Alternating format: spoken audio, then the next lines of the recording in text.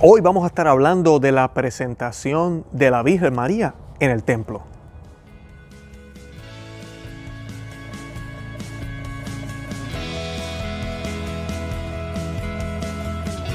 Bienvenidos a Conoce, Ama y Vive tu Fe. Este es el programa donde compartimos el Evangelio y profundizamos en las bellezas y riquezas de nuestra fe católica. Les habla su amigo y hermano Luis Román y quisiera recordarles que no podemos amar lo que no conocemos y que solo vivimos lo que amamos. Hoy vamos a estar hablando de la fiesta o de la memoria de la presentación de la Santísima Virgen, en el templo. Y es una tradición muy católica, muy cristiana, y como sabemos, ya se los he dicho muchísimas veces, para vivir realmente el cristianismo hay que vivir la fe católica. No se puede ser cristiano si no eres miembro de la Iglesia Católica. Y otra cosa que quisiera mencionarles en el día de hoy y recordarles es que la Biblia, las Sagradas Escrituras, tienen respuesta para todo, pero no todo está en la Biblia. Eso es bien importante saberlo, inclusive la misma palabra de Dios dice eso. Y evidencia de esto es, por ejemplo, la muerte de San José. Sabemos que San José murió, sabemos que San José fue el esposo de María, el padre adoptivo o putativo de Jesús, y la muerte de él no aparece narrada en las Sagradas Escrituras, pero sabemos qué pasó. Sabemos también que la Santísima Virgen tuvo que pasar de este mundo al otro. Eso no está narrado explícitamente en las Sagradas Escrituras, pero sabemos qué pasó. Y tenemos la visión de San Juan, donde él ve en Apocalipsis a la Santísima Virgen coronada en el cielo. Así que tenemos que, ¿verdad?, juntar una cosa con la otra y saber qué es lo que sucedió.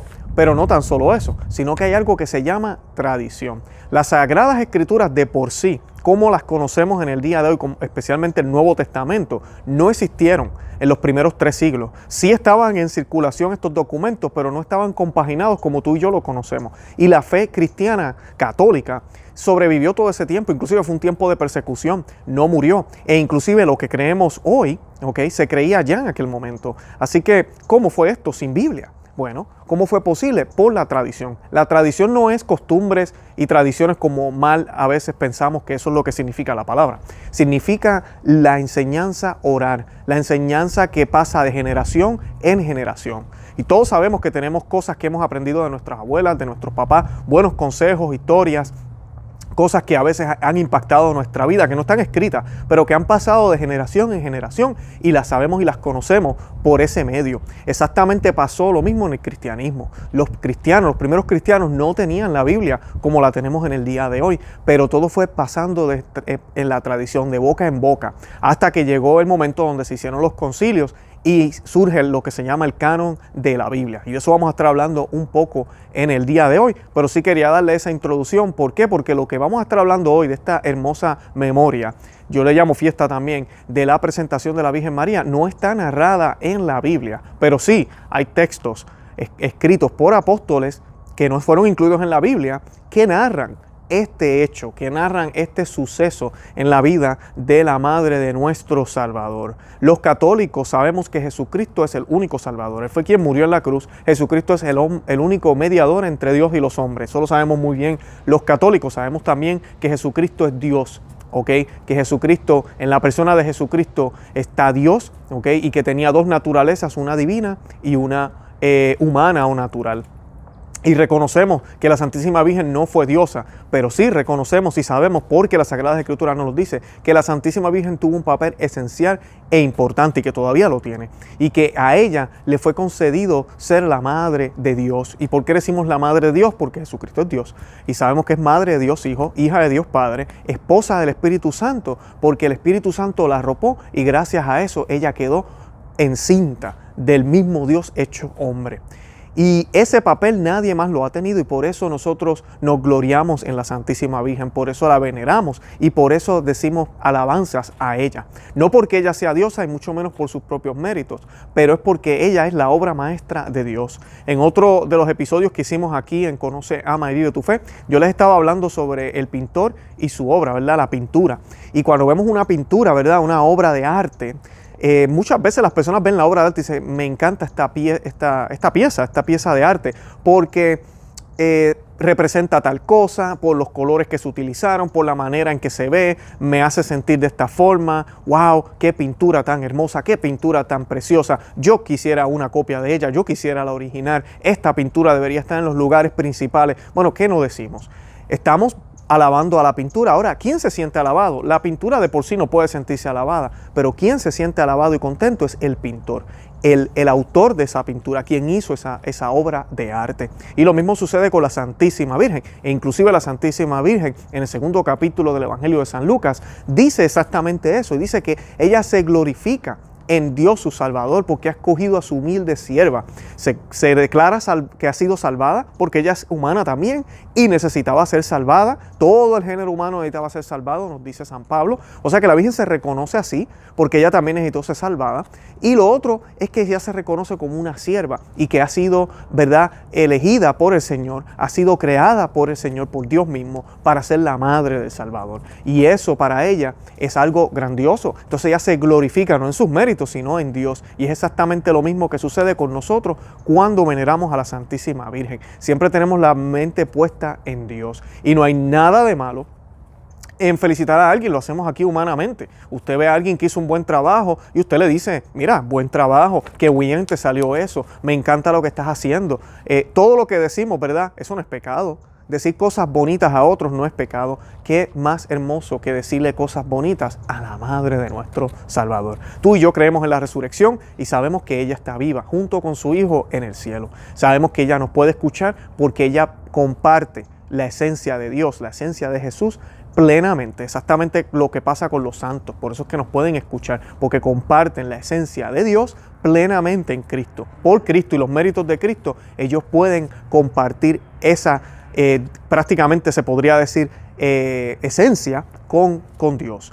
Y algo importante que podemos también decir y tener en cuenta es que Dios quiso que así fuera. Jesucristo, en la persona de Cristo, al asumir su humanidad, abre esta puerta a lo humano, a lo natural, para poder entrar en lo divino plenamente después que pasemos de la muerte y resucitemos. Así que bendito sea el nombre de Dios. Y hoy es una de las fiestas que a mí me encanta, una de las memorias, yo le digo fiesta, la memoria de la presentación de la Santísima Virgen. Cualquier tema que sea mariano a mí me fascina, me pongo muy contento, me encantan hacer estos temas. Y pues nada, es mi madre, ella es la que siempre me ha cuidado, es la que siempre me lleva hacia donde Jesucristo, que es el único camino y verdad y vida. Y pues hoy vamos a estar hablando de esta fiesta. Para comenzar vamos a hacer una oración en el nombre del Padre, del Hijo y del Espíritu Santo. Amén. Oh Dios, que quisiste en este día que fuese presentada en el templo la Santísima Virgen María, morada del Espíritu Santo, te suplicamos por su intercesión nos concedas merecer ser presentados en el templo de tu gloria por nuestro Señor Jesucristo. Amén. En el nombre del Padre, del Hijo y del Espíritu Santo. Amén. Bueno, y la memoria de la presentación de la Santísima Virgen María es una antigua tradición. Los orígenes de esta fiesta mariana surgen del escrito apócrifo llamado Protoevangelio de Santiago. Este relato cuenta que cuando la Virgen María era muy niña, sus padres, San Joaquín y Santa Ana, la llevaron al templo de Jerusalén y allá la dejaron por un tiempo junto con otros grupos de niñas para ser instruidas respecto a la religión y a todos los deberes para con Dios. San Joaquín y Santa Ana. Ahorita estábamos hablando de las escrituras, de que no todo está escrito en las Sagradas Escrituras. Esos dos nombres son muy reconocidos en la historia de los primeros cristianos e inclusive iglesias como la anglicana, la presbiteriana, la luterana, las primeras iglesias que salieron de la iglesia católica. Esto no es secreto. Hermano protestante que lo sigues negando, no es secreto. La primera iglesia, la única que existía, era la católica, fundada por Cristo, y luego salieron todas estas ramas, y después empezaron a salir más y más ramas, ya vamos por 50,000 diferentes denominaciones. Un escándalo muy triste esto, pero lo que sí vemos es que ellos inclusive celebran a estos santos, y estos santos no están mencionados en la Biblia. La palabra Trinidad tampoco está mencionada en la Biblia, así que volvemos a lo mismo, no todo está en la Biblia. La Biblia tiene respuesta para todo, pero no todo está en la Biblia. Y memoria de la Santísima Virgen está narrada por el Protoevangelio de Santiago. Y ahorita vamos a estar hablando de qué significan los libros apócrifos y los no canónicos y todo lo demás. Pero nos narra que San Joaquín y Santa Ana llevaron a María al templo. Históricamente el inicio de esta celebración fue la dedicación de la iglesia de Santa María, la Nueva, en Jerusalén en el año 543. Esta fiesta se viene conmemorando en Oriente desde el siglo VI. Los católicos consideramos como apócrifo una serie de libros judíos o de grupos pertenecientes al periodo bíblico, pero que no han sido aceptados por la Iglesia como parte de las Sagradas Escrituras. Se trata de muchos libros. Entre ellos hay evangelios seudónimos que llevan nombres de personajes famosos de la Iglesia primitiva, como apóstoles, la Virgen María, Nicodemo, etc. Esto no quiere decir que estos fueron los autores. Además, la mayoría de estos libros son del segundo siglo y no tenían circulación en la mayoría de las iglesias. Otras veces el título se refiere al contenido de la obra, Evangelio de la Verdad, o su origen, Evangelio atribuido a Marción o Cerinto. Estos evangelios pertenecen a distintas categorías y tratan de varios temas. Uno de los favoritos temas de los círculos gnósticos es una aparición de Jesús resucitado a algún personaje famoso de la iglesia, normalmente un apóstol, a través de la cual Jesús revela un camino secreto de perfección. Por regla general, la revelación tiene poca semejanza con el pensamiento de Jesús que nos presentan los evangelios canónicos. Por eso es que algunos de estos documentos no fueron aceptados, o estos documentos no fueron aceptados porque a veces algunos de ellos tenían elementos que no iban con la doctrina cristiana. Ahora, otros libros apócrifos buscan suplir los detalles de la vida de Jesús que no aparecen en los evangelios canónicos. La curiosidad de la gente hace que estos sean muy populares. No debemos confundir los libros apócrifos con los que Lutero quitó de la Biblia con el pretexto de que los consideraba apócrifos. Desafortunadamente, es por esto que a la Biblia protestante le faltan libros. Y apócrifo significa todo libro que, atribuyéndose a autor sagrado, no está, sin embargo, incluido en el canon de la Biblia. Y no canónico o no canónica significa no está incluido en el canon de la Biblia o no forma parte de la Biblia. En conclusión, estos libros apócrifos pueden ofrecer información valiosa, pero no son considerados canónicos, porque no cumplen con el canon establecido por la Iglesia. El canon dice que los libros incluidos en el Nuevo Testamento debían de cumplir con los siguientes elementos. Apostólico, ¿verdad? Primero tenía que ser apostólico, escrito por un apóstol, Juan, Mateo, o haber tenido contacto con un apóstol, Lucas, que fue compañero de Pablo, y Marco, que fue secretario de Pedro y muy cercano a Pablo. Por eso los 4 evangelios se consideran apostólicos. Circulación, que eran leídos en la liturgia de la iglesia en el mundo conocido, o sea que estaban en todas las iglesias conocidas y en el mundo conocido. Ortodoxo, que el mensaje iban acorde con la tradición enseñada por Cristo y por consiguiente por los apóstoles, y haber sido escrito en el primer siglo. Esos son los 4 requisitos. Por eso es que los libros que tenemos en la Biblia cumplen esos 4 requisitos. Escrito en el primer siglo, ser ortodoxo, que va con lo que nuestro Señor nos enseñó, y tener circulación que estaban en las iglesias, que eran aceptados por las comunidades cristianas. Y apostólico, pues verdad, como les dije, el autor tiene que ser un apóstol o tener relación con un apóstol. Los libros que fueron incluidos en la Biblia para formar el Nuevo Testamento cumplen con todos estos requisitos. Los libros apócrifos tal vez cumplían con 2 de estas características. Es por esto que estos libros se deben de leer con mucha cautela, pero definitivamente ofrecen información muy interesante, y así como el evento de la presentación de María, nos pueden dar una idea de cómo ocurrieron estos hechos históricos. Debemos mencionar que algunas denominaciones no católicas aceptan que Joaquín y Ana eran los padres de la Santísima Virgen, eso lo acabamos de mencionar, y los nombres de ambos no aparecen en la Biblia. Y el relato, les voy a leer ahora el relato del protoevangelio de Santiago, dice lo siguiente: al llegar la niña a los 3 años, dijo Joaquín: llamad a las doncellas hebreas que están sin mancilla y que tomen sendas candelas encendidas para que la acompañen. No sea que la niña se vuelva atrás y su corazón sea cautivado por alguna cosa fuera del templo de Dios. Y así lo hicieron mientras iban subiendo al templo de Dios. Y la recibió el sacerdote, quien después de haberla besado, la bendijo y exclamó: el Señor ha engrandecido tu nombre por todas las generaciones, pues el fin de los tiempos manifestará en ti su redención a los hijos de Israel. Entonces la hizo sentar sobre la tercera grada del altar.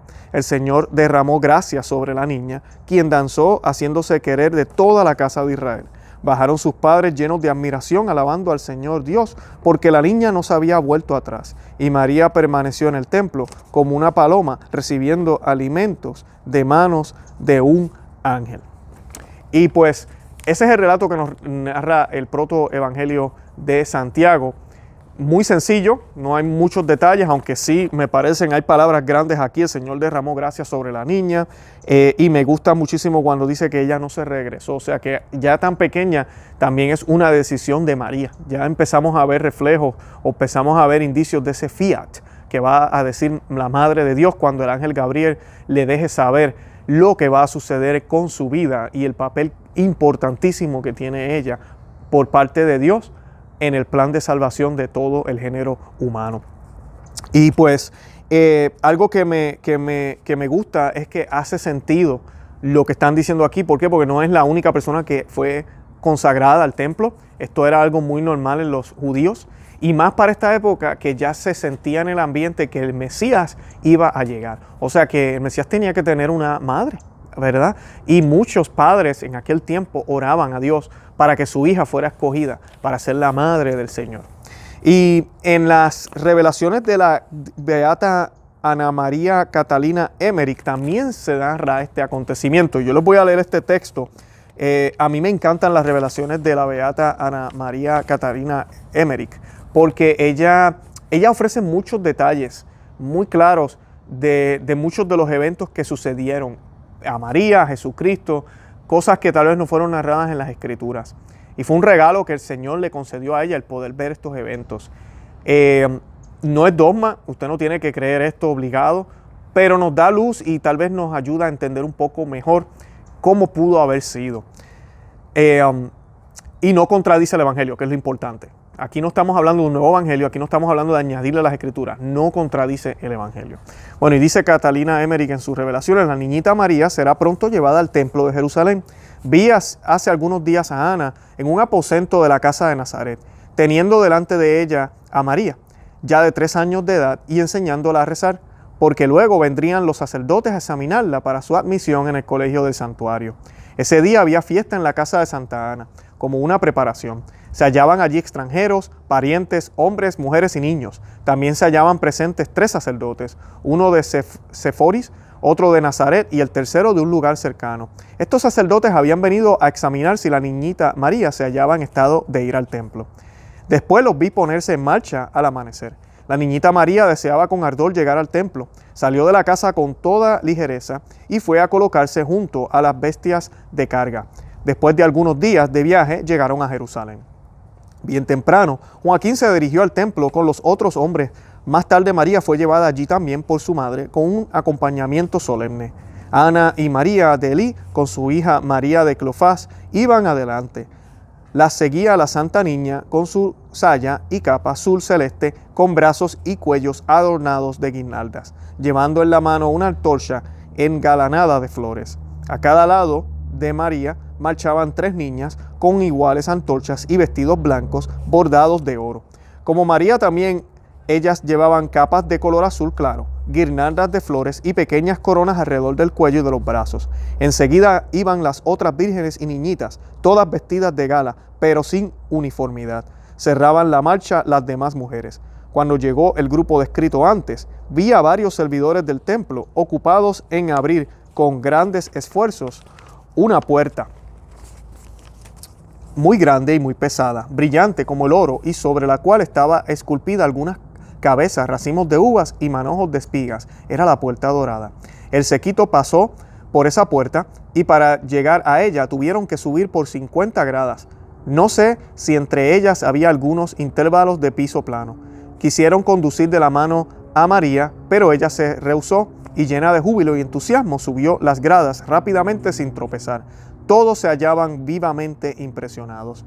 Después del sacrificio, arreglaron un altar portátil cubierto, o sea, una mesa de sacrificio con gradas. Zacarías y Joaquín, con otros sacerdotes, vinieron del patio de los presbíteros a este altar, ante el cual estaban un sacerdote y 2 levitas, con rollos de papel y todo aparejo para escribir. Un poco a la espalda de María se hallaban las niñas que la acompañaban. Ella se arrodilló sobre las gradas. Joaquín y Ana extendieron las manos sobre la cabeza de su hija. El sacerdote le cortó algunos cabellos que fueron quemados en un brasero. Los padres pronunciaron ciertas palabras por las cuales ofrecían a su hija, palabras que los 2 levitas escribieron. Entre tanto, las niñas cantaban el Salmo 44 y los sacerdotes el Salmo 49, y los niños acompañaban con sus instrumentos. Entonces 2 sacerdotes tomaron a María de la mano y subiendo por muchas gradas, la pusieron en un sitio elevado del muro que lo separaba del vestíbulo del santuario. Colocaron a la niña en una especie de nicho situado en la mitad de este muro, de modo que ella podía ver en el templo donde se hallaban en el orden muchos hombres que me parecieron consagrados a este santo edificio. 2 sacerdotes estaban a los lados de la niña y sobre las gradas habían otros 2 que recitaban en voz alta las oraciones prescritas en los rollos. Por otro lado del muro, un anciano príncipe de los sacerdotes estaba de pie junto a un altar, en un sitio tan elevado que apenas podía vérsele la mitad del cuerpo. Lo vio ofrecer el incienso cuyo humo se esparció alrededor de María. Los presbíteros tomaron las coronas con que la niña rodeaba sus brazos y la antorcha que llevaba en la mano y se la dieron a sus compañeras. Le colocaron sobre la cabeza una especie de velo moreno y haciéndola bajar por unas gradas, la condujeron a una sala vecina donde otras 6 vírgenes del templo mayores que ella vinieron a recibirla esparciéndole flores a su paso. Seguían sus maestras, Noemí, hermana de la madre de Lázaro, la profetisa Ana y otras más. Los sacerdotes recibieron entre sus manos a la niña y después de esto se retiraron. Se hallaban también allí el padre y la madre de la niña y sus más próximos parientes. Acabándose los cánticos sagrados, la niña se despidió de su familia. Joaquín sobre todo se hallaba sumamente conmovido. Tomó a María en sus brazos, la estrechó contra su corazón y le dijo bañado en lágrimas: acuérdate de mi alma delante de Dios. Entonces María con la maestra y muchas niñas se dirigió a la habitación de las mujeres en la parte septentrional del templo. Ellas ocupaban piezas que habían sido construidas en sus gruesos muros. Podían ellas, por medio de pasajes y escaleras, subir a pequeños oratorios colocados cerca del santuario del Santo de los Santos. Vi a la Santa Virgen en el venerado edificio, ya en el colegio con las demás niñas, ya en su aposento, progresando. Siempre en el estudio, en la oración y en el trabajo. Hilaba, tejía, hacía encajes para el servicio del templo, lavaba los paños y limpiaba los vasos. Muchas veces la vi rezar y, aparte de las oraciones prescritas por la regla del colegio, la vida de María era un anhelo incesante de la redención y una continua oración interior, pero hacía todo eso de un modo pacífico y secreto. Cuando todos dormían, ella se levantaba de la cama e invocaba a Dios. Muchas veces la vi bañada en lágrimas e inundada de la luz durante la oración. Oraba con velo. Se ocultaba de igual modo con el velo cuando hablaba a los sacerdotes o cuando bajaba a una sala contigua al templo para recibir el trabajo que debía ejecutar o bien entregar el ya hecho. Vi a la Santa Virgen frecuentemente en el templo, arrebatada en éxtasis, en oración. Parecía que su alma no se hallaba en la tierra y a menudo recibía consuelos celestiales. Ardientemente suspiraba por el cumplimiento de la promesa y en su humildad apenas se atrevía a formar el deseo de ser la última criada de la Madre del Redentor. La maestra que cuidaba de María, llamaba Noemí, hermana de la madre de Lázaro, y tenía 50 años. De esta aprendía María a trabajar y con ella andaba cuando limpiaba los vasos y paños manchados con la sangre de los sacrificios, o cuando dividía o preparaba ciertas porciones de la carne de las víctimas reservadas para los sacerdotes y mujeres del templo. Difícil era que los sacerdotes desconocieran del todo los destinos que la providencia le había asignado a María. Su conducta, la gracia que la adornaba, su discreción extraordinaria eran tan notables desde su infancia que ni su extremada humildad bastaba para ocultarlas enteramente. Bendito sea Dios. Bueno, esa es parte de la revelación y es una manera, ¿verdad?, de poder imaginarnos o ver cómo fue la niñez de María y qué sucedió en la vida de ella. Es triste cuando a veces yo veo películas donde tratan de poner o colocar a María como una niña común, como cualquier niña, que va a la escuela, va al pueblo, hace lo que sea, inclusive está enamorada de otro muchacho, como en una de las versiones que vi hace un tiempo, y de momento pues el ángel se le aparece y cambio de planes. No, la Santísima Virgen no fue así. Eso es lo que la Iglesia Católica siempre nos enseñó, inclusive de San José lo mismo. Eran hombres, era un hombre y una mujer escogidos por Dios para esta misión. En el caso de María, inclusive ella fue creada para esto. Sabemos que nosotros entendemos y sabemos el dogma de la Inmaculada Concepción, o sea que desde su concepción ya ella estaba pensada para ser la madre de Dios. Y debemos recordar que Génesis 3:15 nos dice que Dios le dijo a la serpiente, al dragón, a Satanás, al demonio: crearé enemistad entre ti y la mujer y su descendencia, ¿verdad? Ella y su descendencia aplastarán tu cabeza. ¿A qué se está refiriendo? Se está refiriendo a que esa mujer no podía tener pecado, porque el mínimo pecado, la mínima cosa que nosotros o ella tenga en favor al pecado, ya nos pone en amistad con el demonio. Así nos pasa a nosotros y así le hubiese pasado a María. O sea que para que no tenga nada de amistad y sea completamente enemiga del diablo, ¿verdad? Tenga enemistad completa contra todo lo malo, tiene que ser entonces inmaculada. No puede tener pecado. Y por eso es que por los méritos de Cristo, a María se le conceden las gracias que se nos conceden a nosotros después de la muerte de Cristo. Son las mismas gracias, pero a ella se le dieron anticipadas por los mismos méritos, porque la cruz de Cristo se aplicó a ella antes de que sucediera. Inclusive la cruz de Cristo aplica a todos los del Antiguo Testamento y aplica a todos los que nacen después de esa cruz, a los del Nuevo Testamento, porque Jesucristo y Dios, ¿verdad? Nuestro Dios es dueño del tiempo y del espacio. Y esa es la manera correcta de ver el papel de María. Así que no era cualquier jovencita, no era cualquier mujer escogida así al azar, como quien dice, y que cualquiera podía ser la madre de Dios. No, no fue así. Así que siempre tengamos eso en cuenta. Yo espero que les haya servido un poquito el programa hoy, de poder entender un poquito esta memoria de la presentación de la Santísima Virgen, y que oremos para que ojalá nuestros corazones también se presenten delante del Señor y podamos servirle a Dios dignamente. Que ojalá nuestros hijos, nuestros nietos, las futuras generaciones, los niños que conocemos cercanos, puedan tener ese llamado, pero que nosotros como padres no seamos impedimento para que ellos puedan acercarse a Dios. Y no tan solo eso, que motivemos a que ese acercamiento se dé y que estemos prácticamente empujándolos para que ellos puedan acercarse a Dios.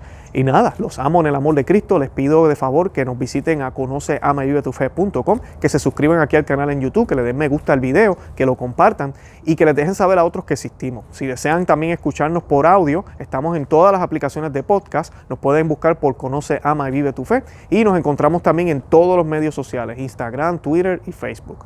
Nada, los amo en el amor de Cristo, y Santa María, ora pro nobis.